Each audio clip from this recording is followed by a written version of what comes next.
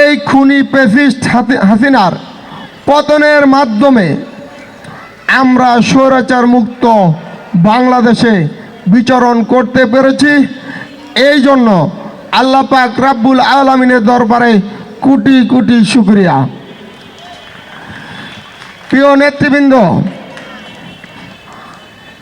যারা এই সাহালিতে বাংলাদেশ জাতীয়তাবাদী দল বিএনপিকে ভালোবেসেছেন, ভালোবেসে যুবদল, ছাত্রদল, স্বেচ্ছাসেবক দল, শ্রমিক দল, কৃষক দল, মহিলা দল এবং অন্যান্য অঙ্গ সংগঠন করেছেন, আমরা জানি আপনারা কেউই এই 2007 সাল থেকে 2024 সাল পর্যন্ত কেউই আপনাদের ঘর বাড়িতে থাকতে পারেননি।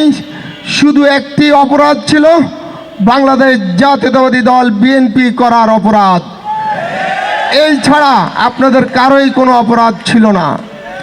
আপনাদেরকে যেভাবে ডিস্টার্ব করেছে হাসিনার লেলিত বাহিনী, পুলিশ লীগ, ঠিক একইভাবে ডিস্টার্ব করেছে আওয়ামী লীগ, যুবলীগ, ছাত্রলীগ, স্বেচ্ছাসেবক লীগের গুন্ডা বাহিনী।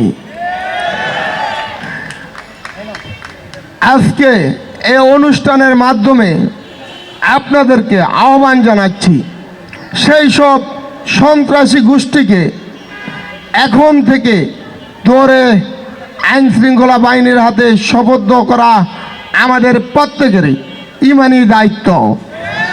যদি দলকে ভালোবাসেন, যদি দেশকে ভালোবাসেন, যদি গণতান্ত্রিক সরকার প্রতিষ্ঠিত করতে চান, তাহলে প্রত্যেকেরই দায়িত্ব, যেখানে যে অবস্থা খুনি ফ্যাসিস্ট রক্ত পিপাসু হাসিনার যে কোনো দোষর যেখানে পাবেন সেখানে ধরে গণদোলার মাধ্যমে আইন শৃঙ্খলা বাহিনীর হাতে তুলে দেওয়া আপনাদের নাগরিক অধিকার।